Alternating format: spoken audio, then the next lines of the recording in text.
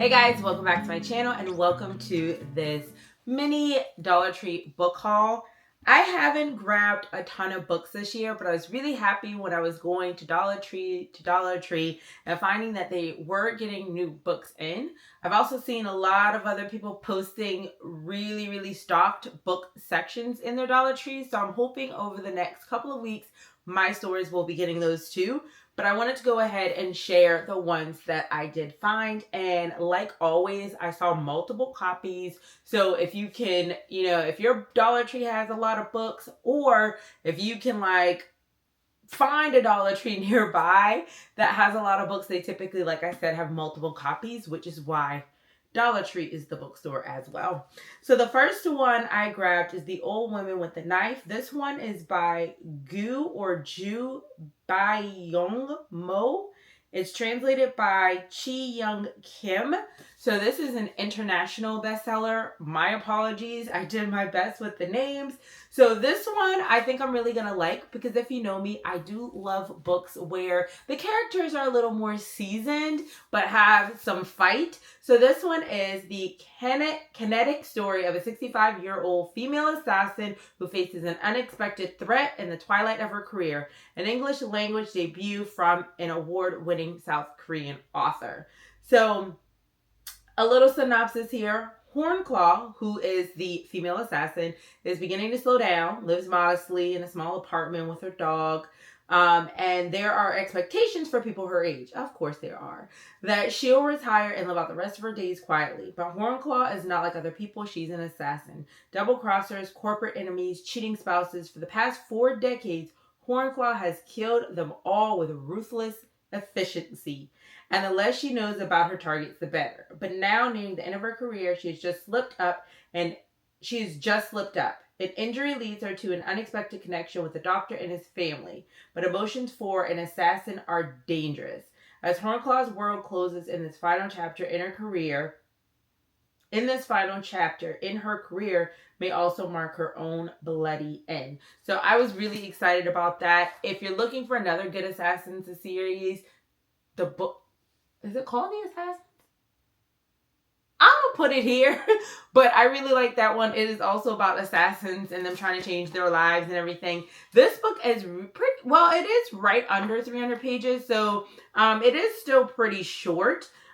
With this one, and it may be that, this is how books are written, it's not just a South Korean thing, because there are books that are written in English that don't have chapters, but this one doesn't have chapters, but it's not like a continuous book. It's more of, let me see if I can get to one. Like, it gives you a break. So you do have a good stopping point, because for me, I don't like it when I can't tell when to stop a book. Like, I literally have a book that I haven't read because it has no chapters. And I'm just like, how am I going to get through this? But this does at least have breaks in there. Now, the chapters are pretty... they are probably like 10 plus pages each. So they're not short. Because, some books, especially now, the chapters are like 3 pages and you're done. But they're like medium-sized chapters. The next one I got is by Cynthia Murphy. It's called The Midnight Game. Smart, twisted, and terrifying. I loved it.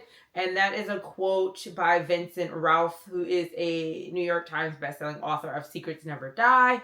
And this book here, I don't know. I think if this is like a series, I can't tell.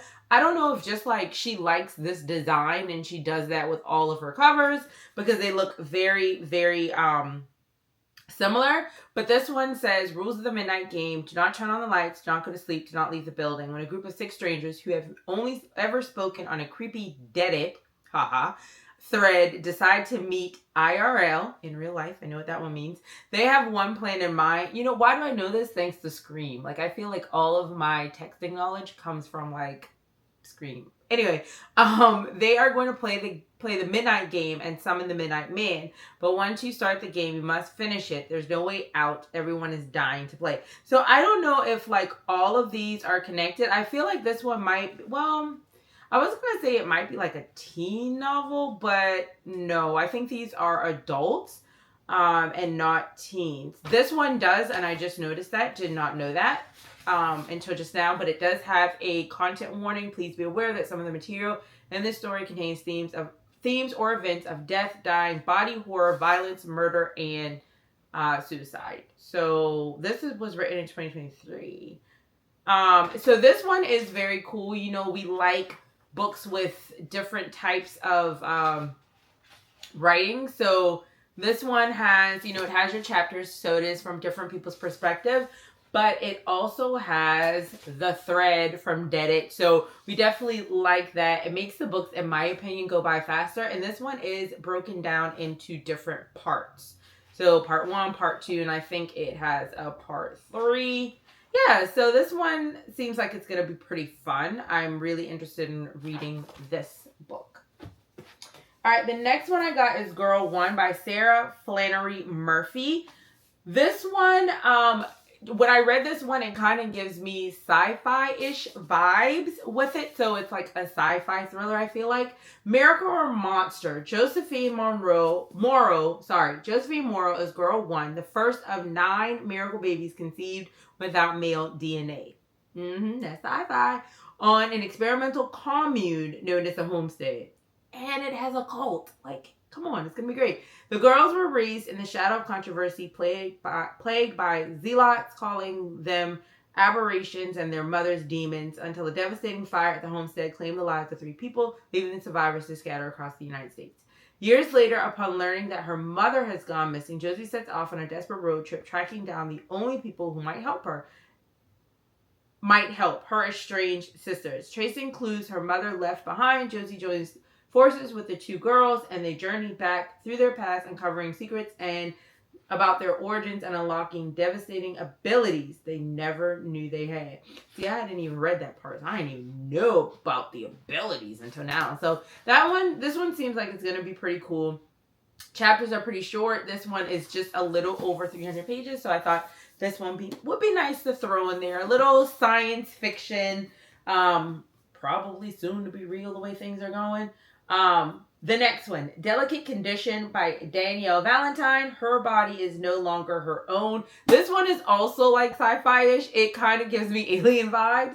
The feminist update to Rosemary's Baby, We All Need It by Andrea Bartz. I feel like I have a book by her. No, I think her name might be Julie Bartz. So, and then it says includes bonus cutting room floor content. So is this like a movie? I don't know. There's a quote by Rachel Harrison. She wrote Cackle in Such Sharp Teeth. I haven't read Cackle, but I have read Such Sharp Teeth in another book by her. Me and Rachel got a love-hate relationship, but she says this twisty thriller will have you guessing until the staggering end. So a tense psychological thriller that asks the chilling question, what does it take to be believed?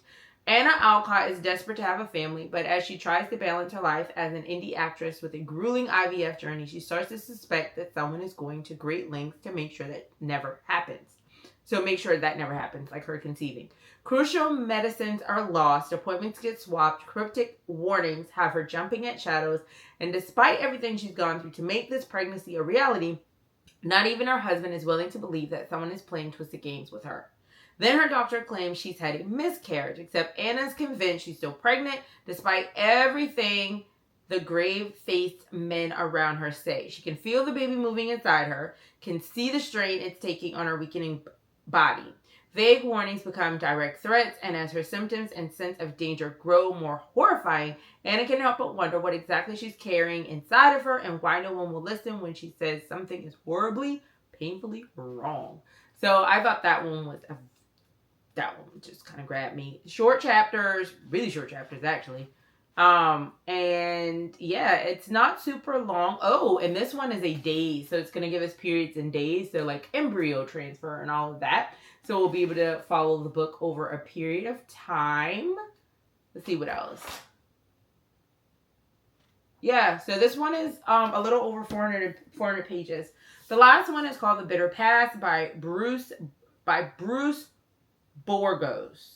A mystery. So this one's more of a mystery for those mystery lovers. So let's see here. I can't remember what this one's about. It's a debut novel. A blazing debut novel that combines elements of Cold War espionage with modern day crime investigation to give one heck of a memorable story. I have no idea what this is about.